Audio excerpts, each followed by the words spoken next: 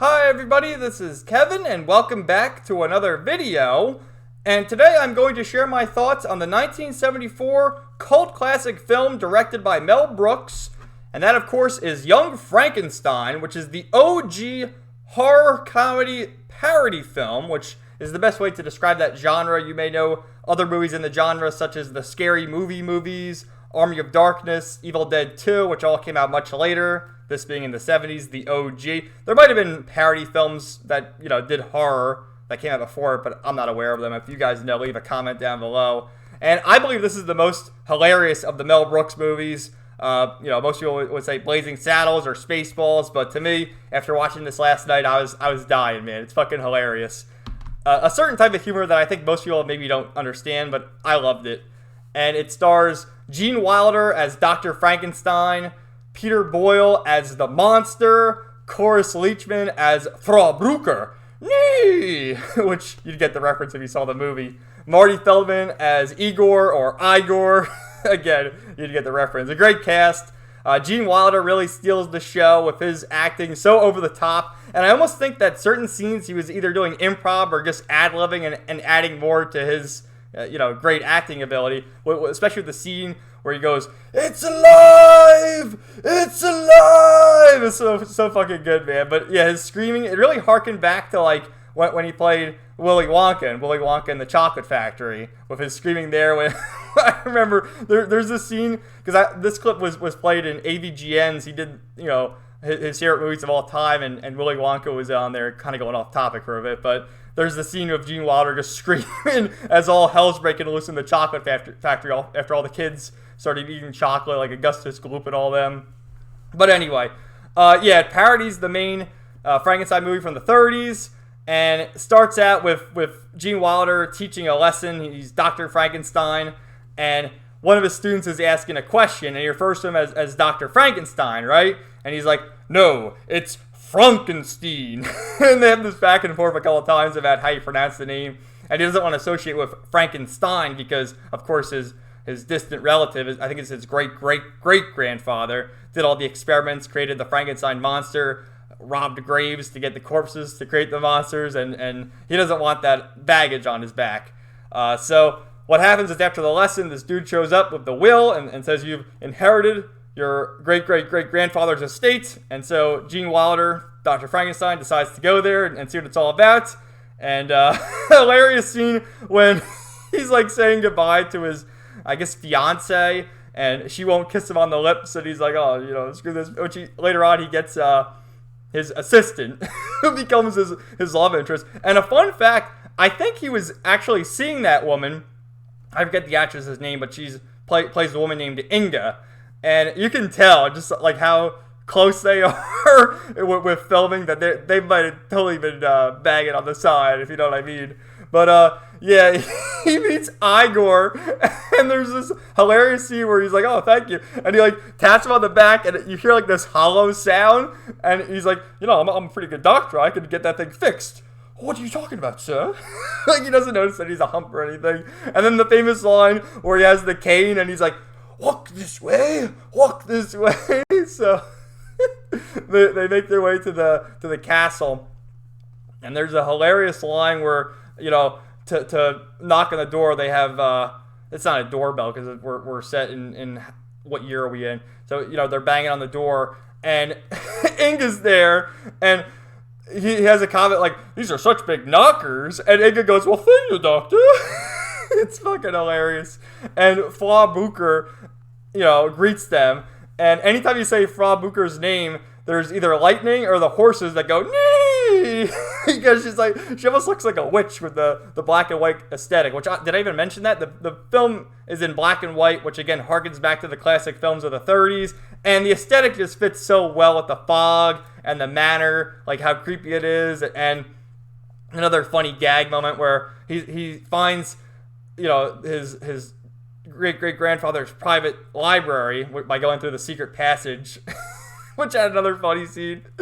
And he sees all these skulls, and it's like 3 years dead, 2 years dead, and then fresh. and it's Igor's head is right there. Oh, hey, doctor. And then he looks at the camera, which is pretty funny. There's a few scenes where they look at the camera as the scene, moves to the next frame, and I thought that was hilarious. There's also the inspector, right, who has this really thick German accent, and no one can understand what the fuck he's saying. I couldn't understand what he's saying. He's like, I almost thought he was speaking in German, and he has a wooden arm, right? There's this funny scene when he's lighting the cigar, and he lights his fucking hand on fire, hits the cigar, and because it's a wooden hand, he's like trying to fix the arm and get it to go down. Like, he's walking with the arm like that, and it won't move, and he's like, down, like beating the arm down. and when they had the they had the angry mob going after Frankenstein, Dr. Frankenstein, and the monster, which harkens back to the original movie. They're using him as a battering ram. With this wooden arm, they're like holding him as a battering ram. It's fucking hilarious. But yeah, they start doing the experiments, and he said, Dr. Frankenstein sends Igor out to get the brain. They like rob a dead body, right? And as they're taking him back to the manor, they see the constable. It's like, oh, it's great to meet you. You're not doing any funny business like your great-great-grandfather, are you? Oh, no, I'm the good Frankenstein. It's Frankenstein. And they go to shake hands, but because they just got this corpse, he has to hide it. So he uses the corpse's arm, to shake the constable's hand. And he's like, oh, you're awfully cold. How about we come and have a nice fire? It's fucking hilarious, dude. So eventually, they do the experiments and create the monster, and the monster is completely out of his mind. Like, he can't talk. He's ooh, ooh. And he's afraid of fire, flipping out, and he eventually gets loose. And at first, he comes in contact with this young girl who is throwing flower petals into the well, and he starts like bonding with the little girl. Throwing the flower petals into the well, and it shows her parents are like, did you put her to bed? No, I thought you put her to bed. Did she go to bed? And Frankenstein's still playing with the little girl, and they go on the seesaw, and she's like, come on now, you have to get on the other side. And it keeps cutting back to the parents looking for this little girl, and as he goes to sit on the seesaw, she like flies up into the window into her bedroom. So that was great. And then he sees the blind man, which is such a wholesome interaction. You see the blind man who's just like, dear God, I just want companionship just for a little while, and he's praying, and then all of a sudden he hears, oh, and banging on the door, so he lets him in. Oh, God heard my call, and he lets him in, and he serves him, he says, don't talk. He's like, you're a mute. Oh, God works in mysterious ways. So he serves him some soup. Oh, put out your bowl. And as he's pouring him the soup, he's spilling it on his lap. And and then they do a toast.